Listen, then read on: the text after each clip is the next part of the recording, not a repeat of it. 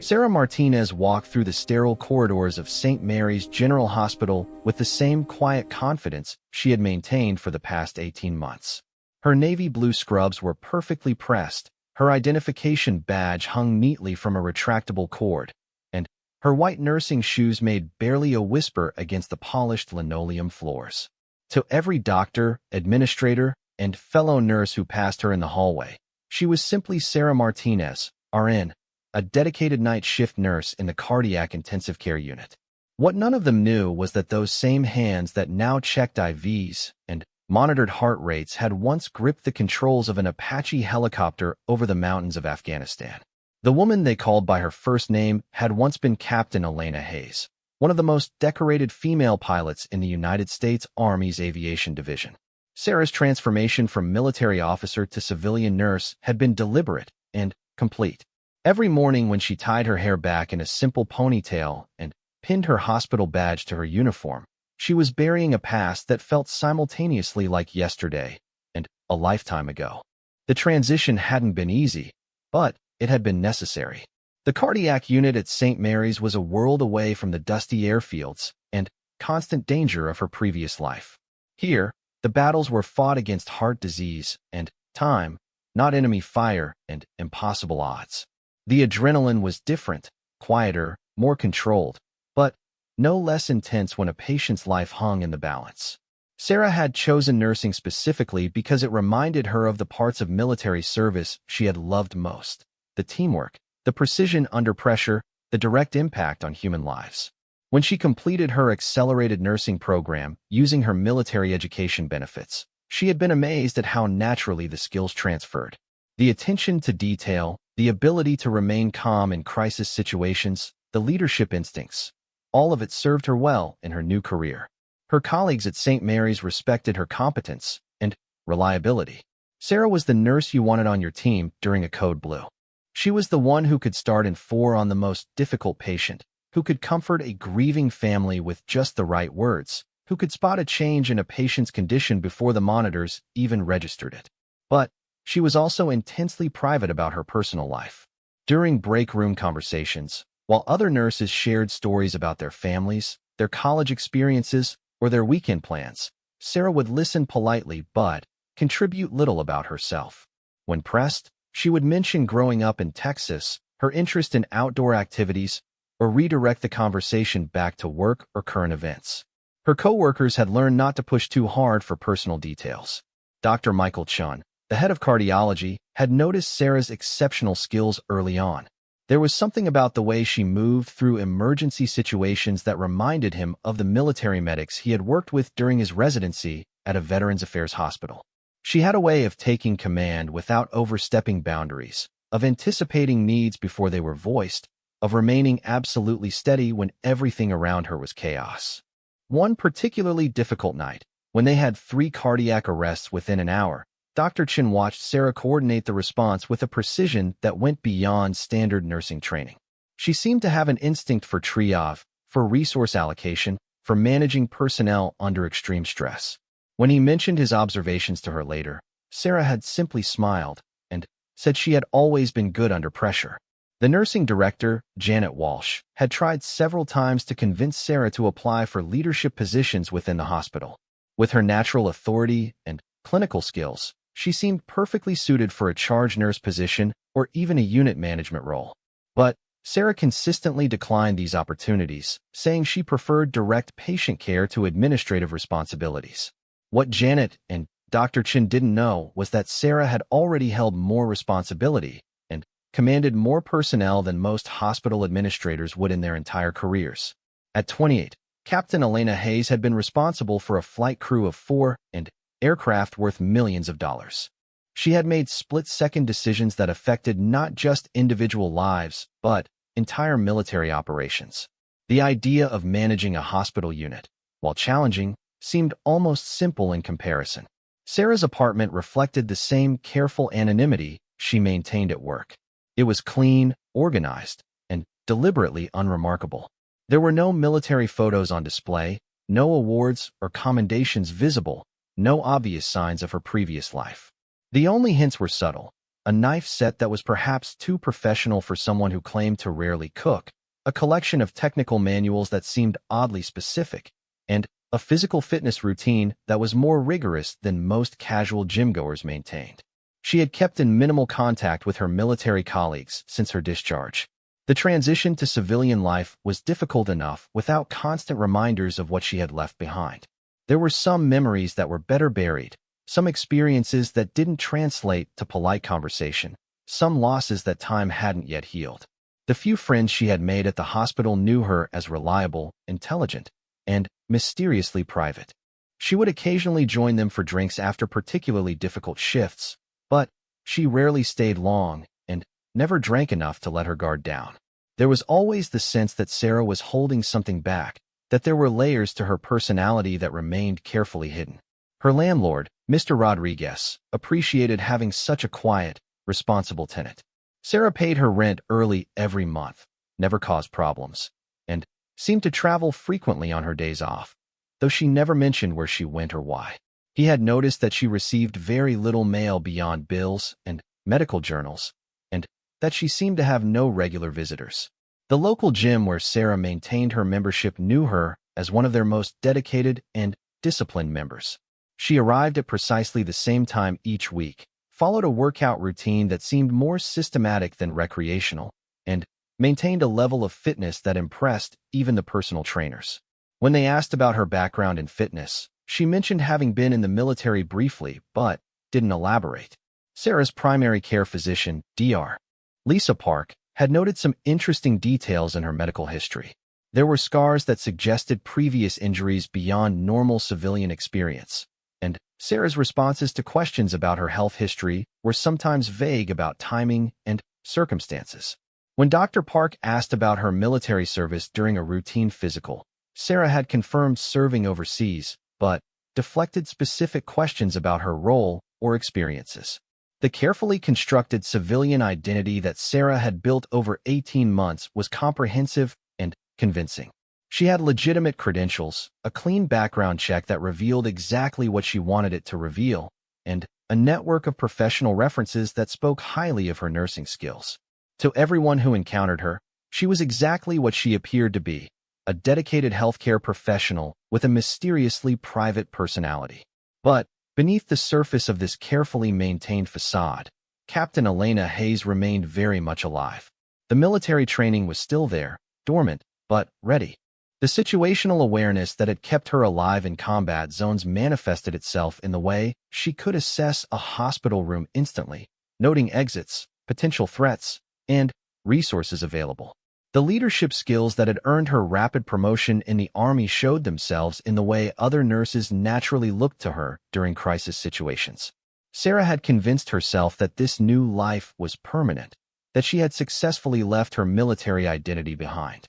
She had no reason to believe that anyone from her past would have reason to find her, or that the carefully maintained separation between her two identities would ever be challenged.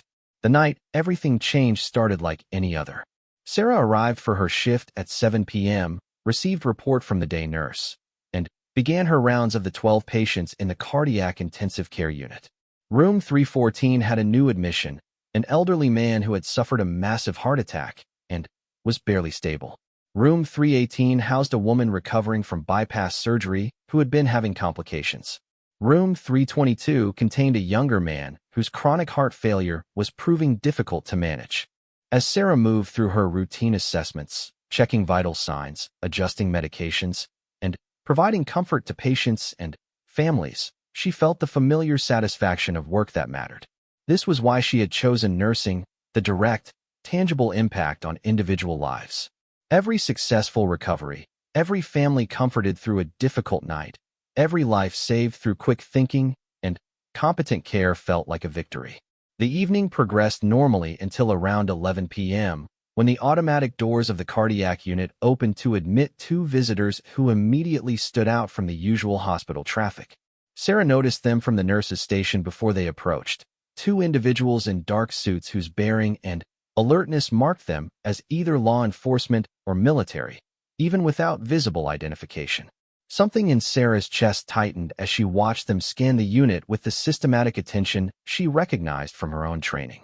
They approached the nurse's station with purposeful steps, and Sarah felt a familiar surge of adrenaline that had nothing to do with medical emergencies. The older of the two, a woman with steel gray hair and sharp eyes, spoke quietly to the charge nurse at the desk.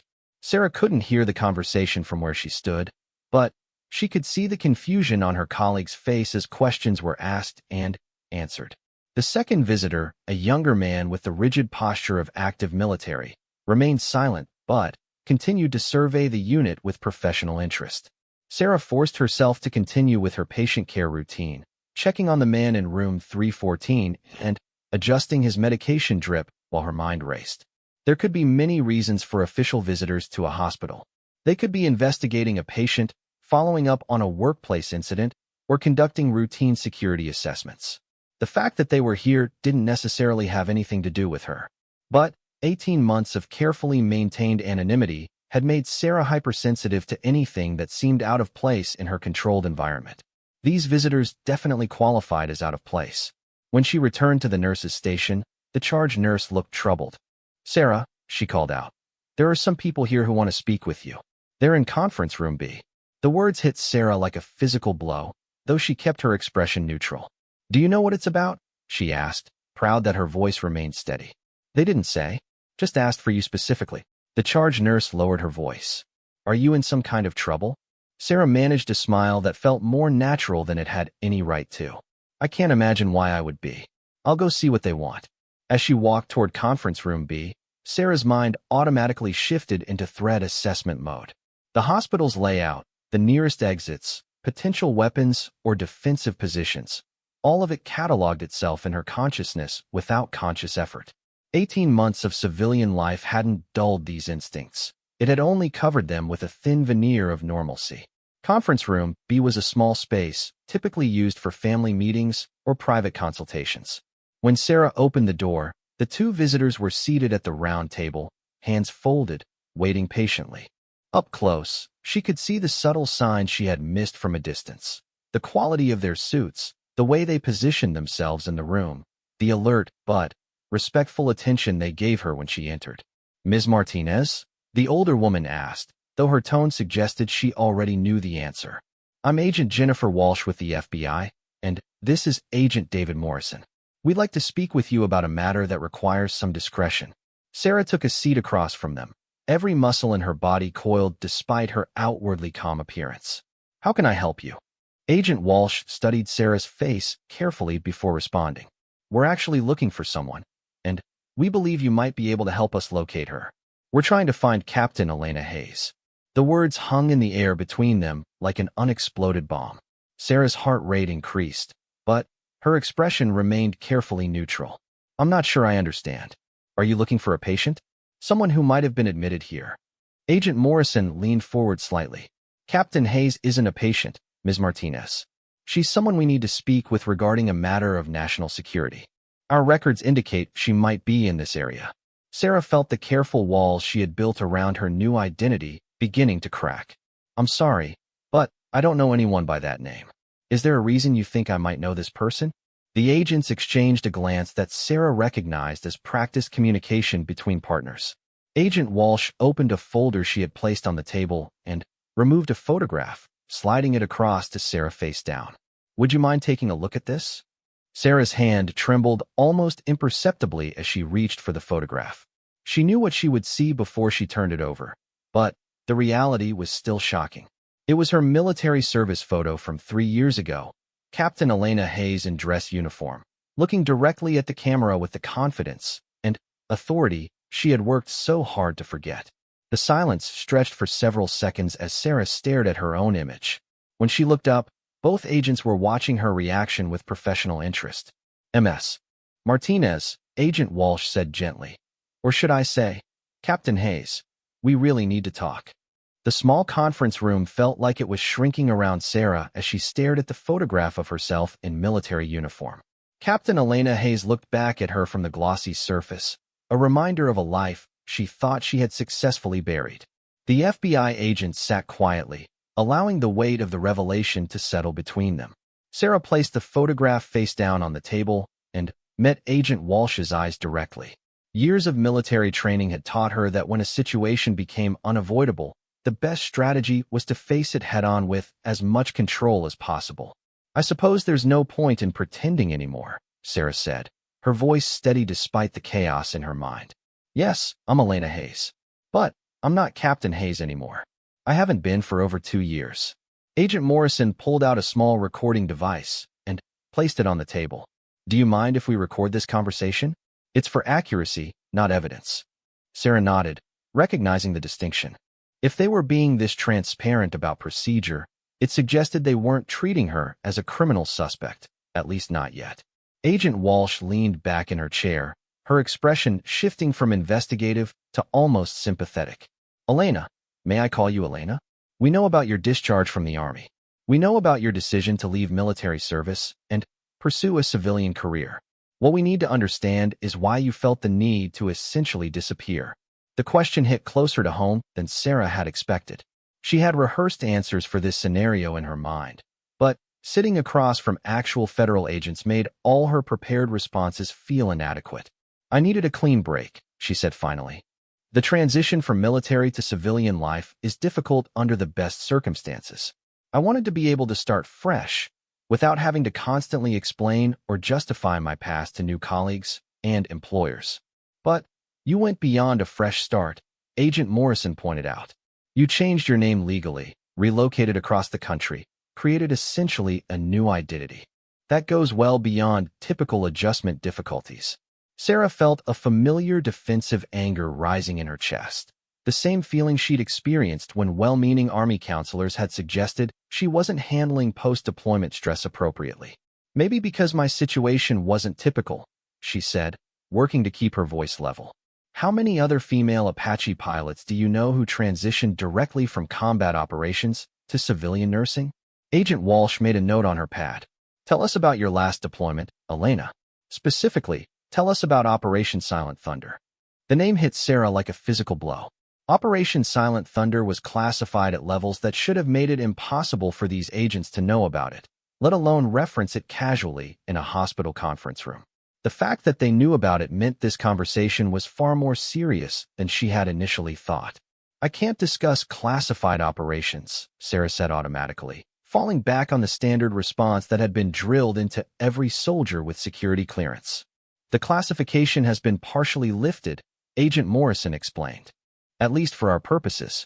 We know you were the primary pilot for a series of reconnaissance missions in the Hindu Kush Mountains. We know your aircraft came under fire multiple times. We know you completed all assigned objectives despite significant risks to you and your crew." Sarah's mind raced as she tried to understand what information they had and how they had obtained it. Operation Silent Thunder had been a joint CIA Army intelligence gathering mission that had pushed the boundaries of both military policy and international law. The fact that the FBI was now involved suggested complications she hadn't anticipated. "We also know," Agent Walsh continued, "that you filed several reports expressing concerns about the legality of certain aspects of the operation. Reports that were initially dismissed by your commanding officers." This was information that Sarah was certain hadn't been widely circulated, even within military channels. Her growing unease was beginning to shift toward genuine alarm. "Why are you telling me this?" she asked. "And why now? It's been over 2 years since my discharge." Agent Morrison leaned forward. "Because 3 weeks ago, someone broke into a secure facility in Virginia and accessed classified files related to Operation Silent Thunder. The same files that contain the concerns you raised. The same files that detailed the illegal activities you tried to report through proper channels." Sarah's heart rate spiked. "Are you suggesting I was involved in this break-in?" "We're not suggesting anything," Agent Walsh said quickly. "But we need to understand if someone might be trying to use your previous reports to expose classified information, or if you might be in danger because of what you know." The implications were staggering. Sarah had spent 18 months believing that her biggest challenge was maintaining her civilian identity. Now she was learning that her military past might have made her a target for espionage or revenge. "Tell us about the reports you filed," Agent Morrison requested. "What specifically did you observe that concerned you?" Sarah took a deep breath, trying to organize memories she had deliberately tried to forget. "During the reconnaissance missions, we were collecting intelligence on supposed terrorist training camps. But What we actually found were civilian settlements, families, children, people who clearly had nothing to do with terrorist activities. Agent Walsh nodded encouragingly. What did you do with this information? I reported it through proper channels. Multiple times. I provided photographic evidence, detailed written reports, even video footage from our aircraft systems. I told my commanding officer, Major Reynolds, that we were essentially conducting surveillance on innocent civilians and that continuing the mission would violate both military regulations and international law. And what was the response? Sarah's voice became bitter. I was told to focus on my assigned duties and leave policy decisions to people with more complete information. When I persisted, I was informed that questioning operational parameters was detrimental to unit cohesion and could be considered insubordination. Agent Morrison made notes as she spoke. Did anyone else in your unit share your concerns? My co-pilot, Lieutenant Jamie Morrison, agreed with my assessment. So did our crew chief, Sergeant Martinez. But they were following my lead as aircraft commander, and when it became clear that pursuing the issue was career suicide, they backed down. Agent Walsh looked up from her notes. Jamie Morrison, any relation to Agent Morrison here? Sarah looked at the male agent with new interest. I don't know. Morrison is a common name. Agent Morrison's expression remained neutral. No relation. But we are interested in contacting Lieutenant Morrison as part of our investigation. Do you know how we might reach him? The question sent a chill through Sarah. You mean you don't know? When both agents shook their heads, Sarah felt the first real fear she had experienced since the conversation began. Jamie died 8 months ago. Car accident in Colorado. Single vehicle, middle of the night, straight road in good weather. The agents exchanged a significant look. Agent Walsh made more notes while Agent Morrison checked something on his phone. What about Sergeant Martinez? Agent Walsh asked. Sarah's fear deepened. I don't know. We lost touch after my discharge. But if you're investigating this break-in and Jamie is dead, she couldn't bring herself to finish the sentence. We're going to need you to tell us everything you remember about Operation Silent Thunder, Agent Morrison said. Every detail, no matter how small. And we're going to need you to help us understand who else might have had access to the information in your reports. Over the next hour, Sarah walked the agents through every aspect of the classified operation she could remember. The missions had been conducted over a 6-month period, with her aircraft making weekly flights into disputed territory to gather intelligence on what the CIA believed were terrorist training facilities. What they had actually found were small villages and nomadic camps that showed no signs of militant activity. Children playing in courtyards, women tending gardens, men engaged in traditional farming and herding activities. The disconnect between the intelligence briefings and the reality on the ground had been so stark that Sarah had initially assumed they were surveilling the wrong coordinates. When she had raised this possibility with her superior officers, she was told that terrorist organizations deliberately used civilian populations as cover for their activities. When she pointed out that extensive observation had revealed no evidence of weapons, training activities, or unusual movement patterns, she was told that the absence of obvious evidence was itself suspicious. The final straw had come when Sarah's unit was ordered to begin designating targets for potential missile strikes. The idea of bombing what appeared to be purely civilian targets based on questionable intelligence had pushed her past the point where she could remain silent. I filed a formal complaint with the Inspector General's office, Sarah told the agents. I documented everything. The discrepancies between our briefings and our observations, the lack of evidence supporting the terrorist camp theory, the pressure to ignore these concerns. I requested an independent review of the operation. Agent Walsh looked up from her notes. What happened to that complaint? It disappeared into bureaucratic limbo. I was told it was being reviewed by appropriate authorities, but I never heard anything back. A month later, I was informed that my deployment was being cut short for administrative reasons. 2 months after that, I was offered early discharge with full benefits. And you took it? Sarah nodded. By that point, I had lost all faith in the system. I felt like I had tried to do the right thing and been punished for it. The offer of early discharge felt like an opportunity to start over somewhere else. Agent Morrison consulted his notes. The break-in at the Virginia facility was sophisticated. Whoever did it knew exactly what they were looking for and where to find it. They accessed only files related to Operation Silent Thunder, specifically the reports you filed and the subsequent investigation records. What investigation records? Sarah asked. I was told my complaint was being reviewed, but I never heard about any actual investigation. The agents exchanged another meaningful look. Agent Walsh answered carefully. It appears there was an investigation, Elena.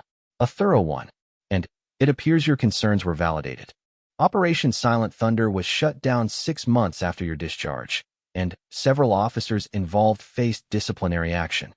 Sarah felt like she had been punched in the stomach. So I was right. We were surveilling innocent civilians. You were right about more than that, Agent Morrison said grimly.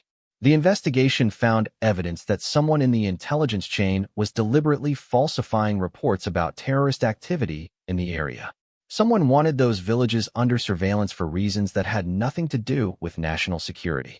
The implications were staggering. Sarah had spent 2 years believing she had been a troublemaker who couldn't handle the moral complexities of military service. Now she was learning that her instincts had been correct and that her reports had uncovered what appeared to be serious corruption within the military intelligence community. Who was falsifying the reports? She asked. Agent Walsh shook her head. That's part of what we're trying to determine. The investigation was classified and limited in scope. But whoever broke into the Virginia facility now has access to those investigation files, which means they know who was involved and why. Agent Morrison leaned forward. Elena, we think someone is using your reports and the subsequent investigation to either expose the corruption or blackmail the people involved. Either way, as the original whistleblower, you could be in significant danger. Sarah tried to process this information. In 18 months, she had gone from being a disgraced ex-soldier to an unwilling witness in what appeared to be a major intelligence scandal. What do you need from me? She asked finally. We need you to help us identify who else knew about your reports and who might have had access to the investigation files, Agent Walsh explained. We need to understand the full scope of this operation and who else might be at risk. Agent Morrison added, and we need to discuss protective measures. Until we understand who's behind this break-in and what they plan to do with the information, you could be a target. The word target sent a chill through Sarah. She had spent her military career dealing with external threats, enemies who wore different uniforms and carried different flags. The idea that the danger might come from within her own government was something she was emotionally unprepared to handle. There's something else, Agent Walsh said, her voice gentle but serious. We've been monitoring communications related to this investigation, and your name has come up in some concerning contexts. We have reason to believe that your civilian identity may have been compromised. Sarah felt the carefully constructed walls of her new life crashing down around her. What does that mean exactly? It means that someone knows Captain Elena Hayes became Sarah Martinez, and they know where to find you, Agent Morrison explained. Which is why we're here tonight, and why we need to discuss your immediate safety. As if on cue, Sarah's pager buzzed with an urgent message from the cardiac unit. A patient was in distress and needed immediate attention. The mundane reality of her nursing duties felt surreal in the context of everything she had just learned. I have to go, she said, standing up. I have patients who need care. Agent Walsh nodded. We understand. But, Elena, this conversation isn't over. We need to meet again soon, and we need to discuss protective measures for your safety. As Sarah walked back to the cardiac unit, her mind reeled with the implications of everything she had learned. The life she had built as Sarah Martinez suddenly felt fragile and temporary. Somewhere out there, people who knew her real identity were playing a dangerous game with classified information and potentially with her life. The patient in room 314 was indeed in distress, his heart rhythm irregular and his blood pressure dropping. As Sarah worked to stabilize him, adjusting medications and coordinating with the on-call cardiologist, she felt the familiar satisfaction of medical work well done. But underneath that satisfaction was a growing awareness that her carefully maintained double life was about to become impossible to sustain. Looking around the cardiac unit at her colleagues and patients, Sarah realized that her presence here might now be putting innocent people in danger. The weight of that responsibility was almost as heavy as the knowledge that her past had finally caught up with her in ways she had never anticipated. The next 72 hours passed in a blur of tension and normalcy that felt increasingly surreal.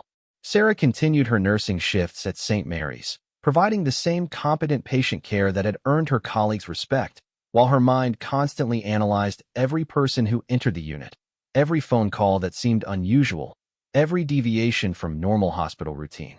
Agent Walsh had given her a secure phone number before leaving the hospital that night, with instructions to call immediately if anything seemed out of place.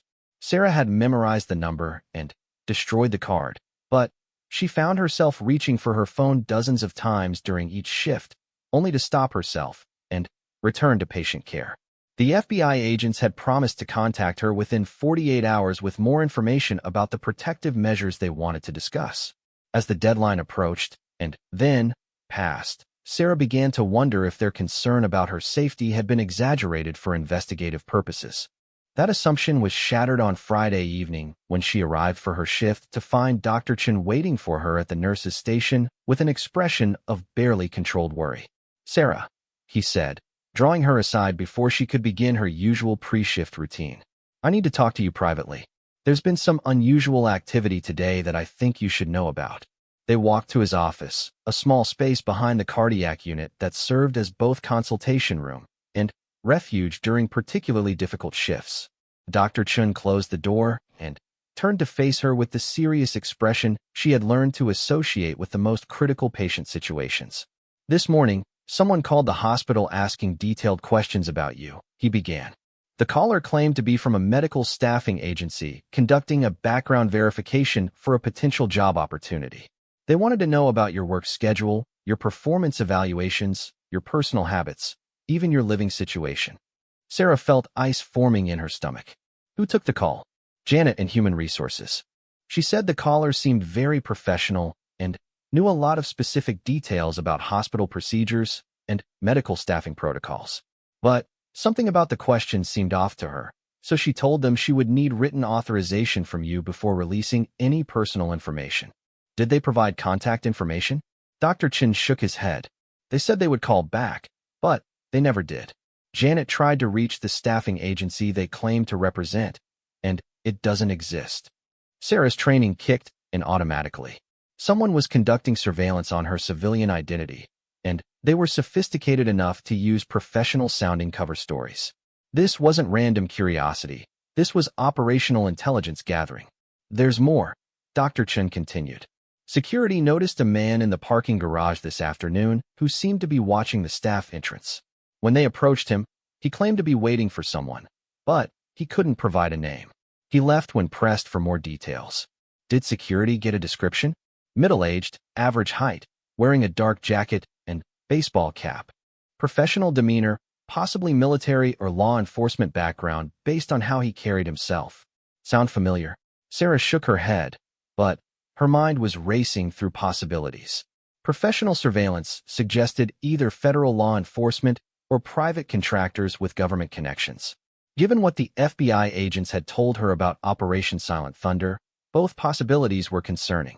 "Dr. Chun," she said carefully, "I think I need to share something with you, but it has to remain completely confidential. It could affect the safety of people in this unit." His expression became even more serious. "What's going on, Sarah?"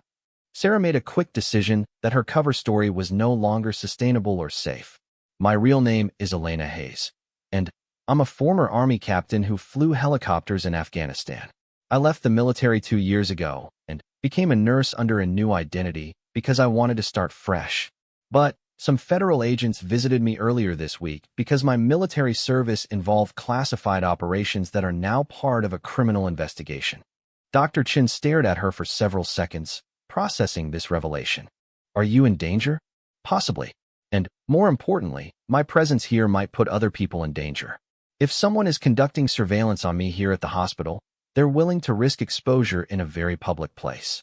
That suggests either desperation or confidence that they can operate without consequences. What do you need to do?" The question surprised Sarah. She had expected skepticism, demands for explanation, or immediate concerns about hospital liability. Instead, Dr. Chun was approaching this like a medical crisis that required immediate assessment and appropriate response. "I need to contact the FBI agents who spoke with me," she said. "And I need to consider whether continuing to work here is safe for everyone involved." Dr. Chun was quiet for a moment, then asked, "How can I help?" The simple offer of support from her civilian colleague touched something deep in Sarah's chest. After years of feeling isolated from both her military past and her hospital present, having someone bridge that gap felt unexpectedly powerful. "Keep this conversation confidential for now," she said. "And if anyone else asks questions about me or if anything else unusual happens, contact me immediately." As Sarah left Dr. Chin's office and began her shift, she felt hyper-aware of every detail around her. The normal sounds of the cardiac unit, monitors beeping, ventilators cycling, quiet conversations between staff, seemed louder and more distinct. Every person who entered the unit received her full attention until she could categorize them as patient, family member, or legitimate hospital personnel. Around 10 p.m., while checking on the patient in room 318, Sarah noticed a man in scrubs she didn't recognize standing near the nurse's station. He was wearing a hospital ID badge and appeared to be reviewing charts, but something about his posture and the way he was observing the unit triggered her threat assessment training. Sarah approached the charge nurse casually. "Who's the guy at the desk?" "New resident." The charge nurse looked confused. "What guy?" When Sarah turned back toward the nurse's station, the man was gone. She did a quick circuit of the unit, but didn't see him anywhere. Either he had left the cardiac unit entirely, or he was hiding somewhere within it. Sarah felt her heart rate increase as she reached for the secure phone Agent Walsh had given her. This level of potentially hostile surveillance in her workplace had crossed a line that made continued normalcy impossible. The phone was answered on the first ring. "Agent Walsh." "This is Elena Hayes," Sarah said quietly, stepping into an empty patient room. "I think I have a problem." "Where are you?" "At work. Someone called the hospital asking detailed questions about me today. There was suspicious activity in the parking garage, and I just saw someone in our unit who doesn't belong here. Stay where you are and stay alert. We're 20 minutes away." The line went dead, leaving Sarah alone with her growing sense of vulnerability. 20 minutes was a long time when you suspected hostile surveillance in a confined space. She made her way back to the nurse's station and positioned herself where she could observe both entrances to the unit while maintaining her normal duties. The next 15 minutes felt like hours as Sarah tried to balance vigilance with patient care. Every footstep in the hallway, every person who approached the unit, every unexpected sound made her pulse spike. She was beginning to understand why witness protection programs existed and why sometimes the only solution to being hunted was to disappear entirely. When Agents Walsh and Morrison finally arrived, they moved through the hospital with the efficient purpose Sarah remembered from her first encounter with them.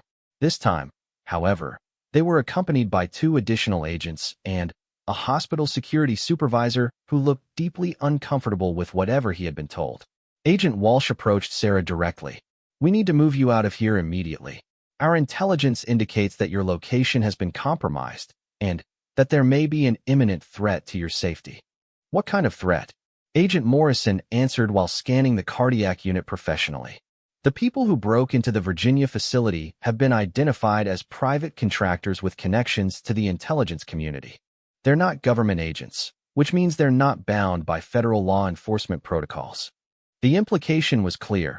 Whoever was hunting her wasn't constrained by legal procedures or constitutional protections. They could act with the kind of violence and disregard for civilian safety that federal agents couldn't. "We need to evacuate you now," Agent Walsh continued, "and we need to do it in a way that doesn't endanger hospital staff or patients." Sarah looked around the cardiac unit at the patients who depended on her care, at colleagues who had trusted her with their professional reputations, at the life she had built over 18 months of careful construction. The idea of abandoning it all felt like another kind of death. "How long?" she asked. "We don't know," Agent Morrison admitted. "This investigation could take weeks or months to resolve. And until we understand exactly what these contractors want and who they're working for, we can't guarantee your safety in any public location." Dr. Chin appeared at Sarah's side, having apparently been briefed by the security supervisor. "Whatever you need to do, Sarah. The unit will manage." Sarah felt tears threatening for the first time since this crisis began. The simple acceptance and support from her civilian colleagues contrasted sharply with the betrayal and abandonment she had experienced at the end of her military career. I need 5 minutes, she said to Agent Walsh, to explain the situation to my patients and make sure there's proper coverage for my duties. Agent Walsh nodded. 5 minutes. Then we leave. Sarah spent the next few minutes moving quickly through her patient assignments, briefing the charge nurse on each case and ensuring that critical medications and monitoring protocols would continue uninterrupted. To her patients, she explained that a family emergency required her to leave suddenly, but that they would receive excellent care from her colleagues. The patient in room 314, whose condition had been stabilizing under her care, grabbed her hand as she prepared to leave. "Thank you for everything you've done for me," he said weakly. "You've been an angel." The words hit Sarah harder than she expected. This was why she had chosen nursing, the direct, personal impact on individual lives. The idea that her past might now make such connections impossible felt like losing a fundamental part of herself. As she gathered her personal belongings from her locker, Sarah tried to memorize the details of the cardiac unit that had been her sanctuary for 18 months. The sound of the monitors, the smell of antiseptic and floor wax, the sight of her colleagues working with quiet competence to save lives, all of it might be ending permanently. Agent Walsh appeared at her side as she closed her locker. "We need to go." The evacuation from St. Mary's Hospital was conducted with military precision. Sarah was escorted through service corridors she had never seen, away from public areas where she might be observed or followed. An unmarked car waited at a loading dock typically used for supply deliveries, and within minutes of leaving the cardiac unit, she was traveling through the city toward an unknown destination. As the hospital disappeared behind them in the darkness, Sarah felt the careful identity she had constructed dissolving around her. Sarah Martinez, cardiac nurse, was becoming a memory. Captain Elena Hayes was emerging from the grave she had dug for her military past, and with that resurrection came all the dangers and complications she had tried so hard to escape. Agent Walsh, sitting beside her in the back seat, seemed to sense her emotional state. "I know this is difficult," she said, "but we're going to do everything we can to resolve this situation quickly and safely." Sarah nodded, not trusting her voice to remain steady. Through the car window, she watched the familiar streets of her civilian life pass by, wondering if she would ever see them again. The hospital, her apartment, the gym where she maintained her fitness, the coffee shop where she sometimes met colleagues after difficult shifts, all of it was now part of a past she couldn't safely return to. "Where are we going?" she asked finally. Agent Morrison answered from the front seat. "A secure facility where we can continue this investigation and where you'll be protected while we work to identify the people who are hunting you." "And after that?" Agent Walsh was quiet for a moment before answering. "That depends on what we discover about Operation Silent Thunder and who else is involved. But, Elena, I want you to understand something important. Your decision to report what you observed during that operation was the right thing to do. Whatever happens next, you should know that your integrity may have prevented much worse outcomes." Sarah stared out the window at the city lights, thinking about integrity and consequences, about the price of doing the right thing and the cost of staying silent. She had spent 2 years believing that her military career had ended in failure and disappointment. Now she was learning that her courage to speak truth to power had triggered a chain of events that was still unfolding. The question now was whether that courage would be enough to survive whatever came next. The safe house was located in a nondescript suburban neighborhood 40 minutes outside the city, the kind of place where federal agencies housed witnesses and protected assets while investigations unfolded. Sarah found herself in a comfortable but sterile environment, furnished apartment, secure communications, and round-the-clock protection from agents who rotated in 12-hour shifts. For the first 3 days, Sarah felt like she was living in suspension between her military past and civilian present, unable to fully inhabit either identity. She spent hours briefing federal investigators about every detail of Operation Silent Thunder, reconstructing conversations and events from memory while agents took meticulous notes and cross-referenced her statements with classified files. The breakthrough came on the 4th day, when Agent Walsh arrived with a thick folder and an expression that mixed satisfaction with concern. "We've identified the people who broke into the Virginia facility," she announced, settling into the chair across from Sarah in the safe house's small living room. "And We've discovered why they were so interested in your reports about Operation Silent Thunder. Sarah set down the nursing journal she had been reading, a futile attempt to maintain some connection to her civilian career, and gave Agent Walsh her full attention. The break-in was conducted by a private security firm called Meridian Solutions, Agent Walsh began. They specialize in what they call reputation management for high-profile clients, but they're essentially corporate espionage and intimidation specialists. Who hired them? That's where it gets complicated. Agent Walsh opened her folder and removed several photographs. Have you ever seen this man? The photograph showed a middle-aged man in an expensive suit, standing next to what appeared to be a government official at some kind of formal event. Sarah studied the image carefully, but couldn't place the face. I don't think so. Should I know him? His name is Richard Carver, and he's a defense contractor who made millions of dollars on intelligence contracts in Afghanistan and Iraq. More specifically, he's the person who provided the false intelligence reports that led to Operation Silent Thunder. The revelation hit Sarah like a physical blow. For 2 years, she had wondered why the intelligence briefings for their reconnaissance missions had been so wildly inaccurate. Now she was learning that the discrepancies hadn't been mistakes. They had been deliberate deception. Agent Walsh continued. Carver's company, Strategic Intelligence Solutions, was contracted by the CIA to provide ground truth intelligence about terrorist activities in the Hindu Kush region. Instead of conducting actual intelligence gathering, they fabricated reports about terrorist training camps in areas where they knew there were only civilian settlements. But why? What was the point of surveilling innocent villages? Agent Morrison entered the room with 2 additional agents Sarah hadn't met before. That's what we're still trying to determine, he said. But we have some theories based on what we've discovered about Carver's other business interests. One of the new agents, a woman with graying hair and sharp eyes, introduced herself as Agent Elizabeth Torres from the Financial Crimes Division. Richard Carver has extensive business interests in Afghanistan mining and agriculture, she explained. Specifically, he has been trying for years to acquire mineral rights and agricultural land in the exact regions where Operation Silent Thunder was conducting surveillance. The pieces began clicking into place in Sarah's mind.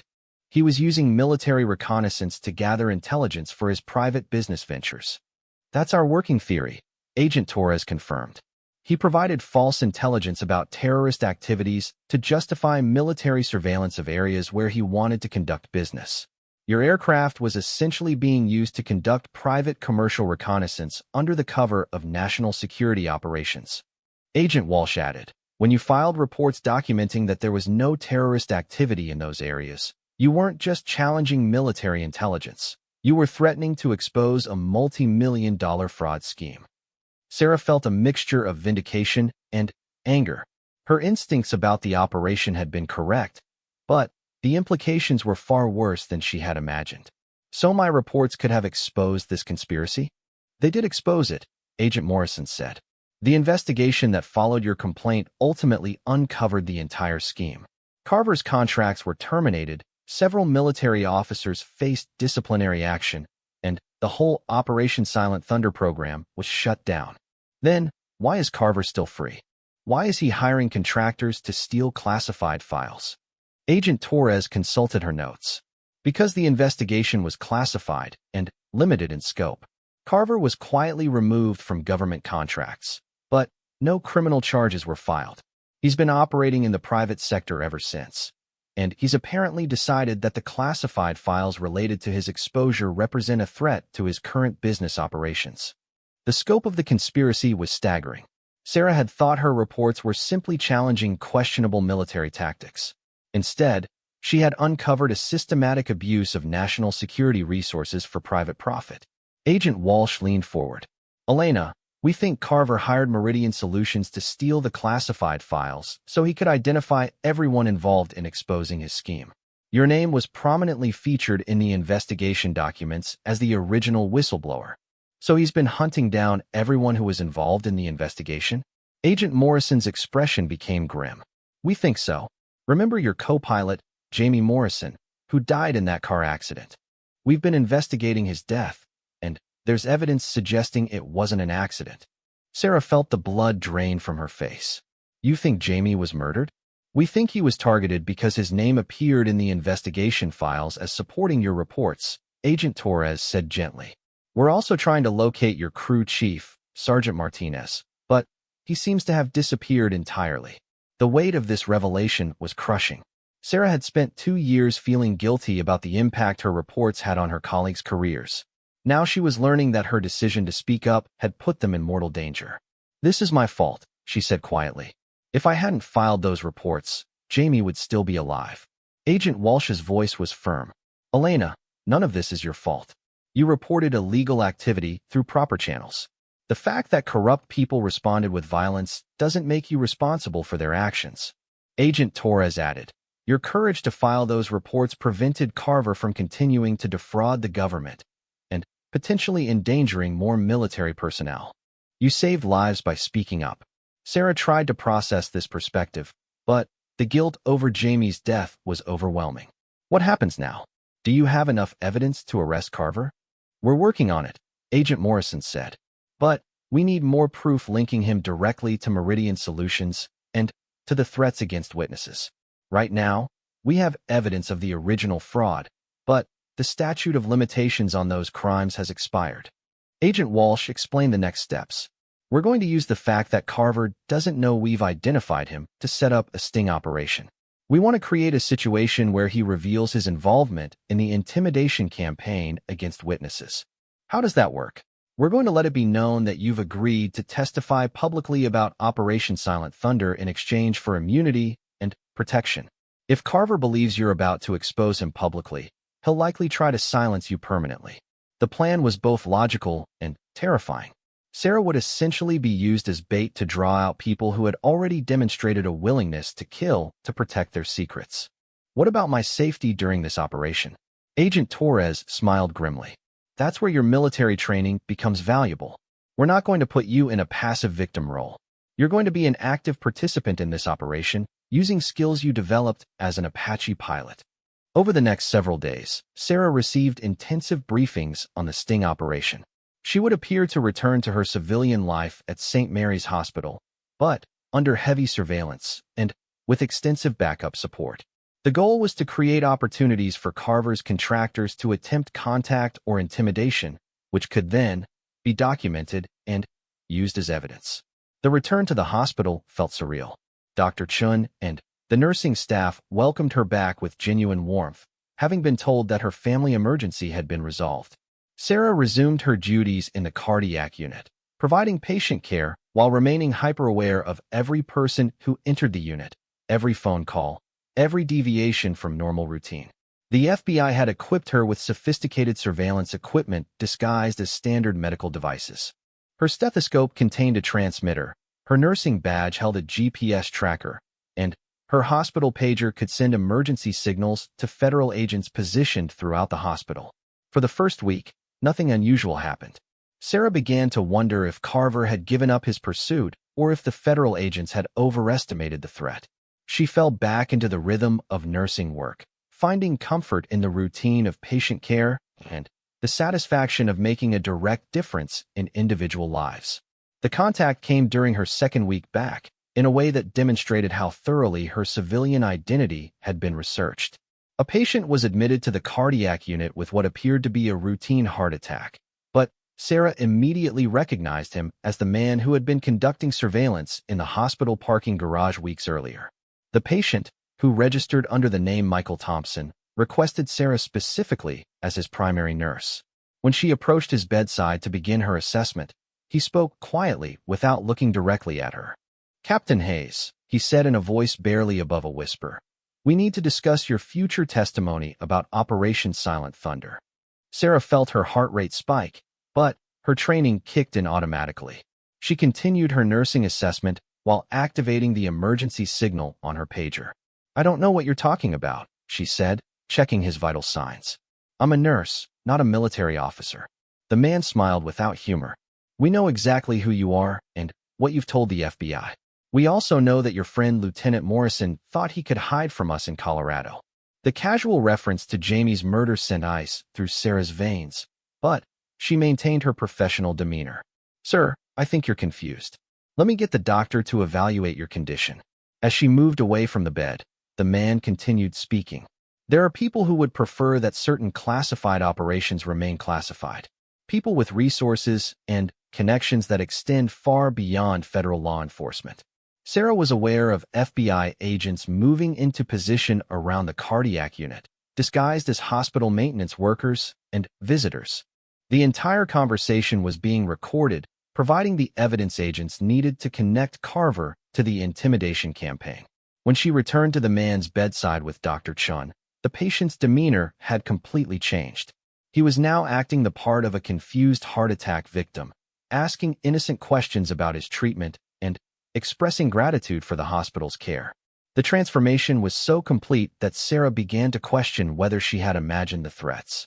But the recording equipment had captured everything, and within hours, federal agents had identified Michael Thompson as Marcus Webb, a former military contractor with extensive ties to Meridian Solutions. The arrest of Webb led to rapid developments in the case against Richard Carver. Faced with evidence of conspiracy to intimidate federal witnesses, Webb agreed to cooperate with investigators in exchange for a reduced sentence. His testimony provided the direct connection between Carver and the campaign of intimidation against Operation Silent Thunder witnesses. Within a month, federal agents had sufficient evidence to arrest Richard Carver and several associates for fraud, conspiracy, and accessory to murder in the death of Jamie Morrison. The case became a major scandal involving the misuse of military resources for private profit and the subsequent cover-up that included violence against witnesses. Sarah found herself testifying before federal grand juries and congressional committees, finally, able to tell the complete story of Operation Silent Thunder and its aftermath. The experience was both vindicating and emotionally exhausting, as she relived memories she had tried to forget while confronting the knowledge that her courage had come at such a high cost. The resolution of the case brought closure, but not complete peace.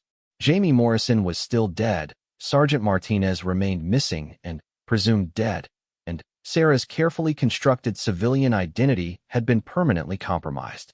She couldn't return to the anonymity she had enjoyed as Sarah Martinez, cardiac nurse. But the conclusion of the investigation also brought unexpected opportunities. Dr. Chen offered her a position developing training programs for medical personnel dealing with military veterans. Several veterans organizations approached her about advocacy work. The FBI suggested she might be interested in a career as a federal agent specializing in military-related investigations. Most significantly, testifying about Operation Silent Thunder had reconnected Sarah with other military whistleblowers and advocacy groups working to protect service members who reported misconduct. She discovered a community of people who understood both the importance and the cost of speaking truth to power within military and government institutions. 6 months after Richard Carver's arrest, Sarah stood in the cardiac unit at St. Mary's Hospital, preparing to leave for the last time. She had accepted a position with a veterans advocacy organization, where she would help other military personnel navigate the challenges of reporting misconduct and transitioning to civilian life. Dr. Chen joined her as she cleaned out her locker. "Are you sure about this decision?" he asked. "You're an excellent nurse, and we'd hate to lose you permanently." Sarah smiled, feeling genuinely optimistic about the future for the first time in years. "I'll always be a nurse," she said. "But I think I can help more people by using everything I've learned, both as Captain Hayes and as Sarah Martinez." As she walked out of the hospital for the final time, Sarah reflected on the journey that had brought her to this point. The woman who had entered St. Mary's 18 months earlier, seeking anonymity and escape from her military past, was gone. In her place was someone who had learned to integrate both aspects of her identity. The military officer who had the courage to challenge authority when necessary, and the healthcare professional who understood the importance of caring for individual human beings. The FBI agents had been right about one thing. Her decision to file those reports about Operation Silent Thunder had been the right thing to do, regardless of the personal cost. Jamie Morrison's death would always weigh on her conscience, but she had learned that the alternative, staying silent in the face of corruption and illegal activity, would have ultimately caused more harm to more people. Captain Elena Hayes and Sarah Martinez were no longer separate identities competing for dominance in her life. They were integrated aspects of a person who had learned that true service sometimes required sacrifice, but that the price of integrity was always worth paying. Walking toward her car in the hospital parking garage where this entire crisis had begun, Sarah felt the satisfaction that came from completing a difficult mission. The operation was over, the enemy had been defeated, and it was time to begin the next phase of her service to others. This time, however, she would be serving with the full knowledge of who she was and what she was capable of achieving when she refused to compromise her principles.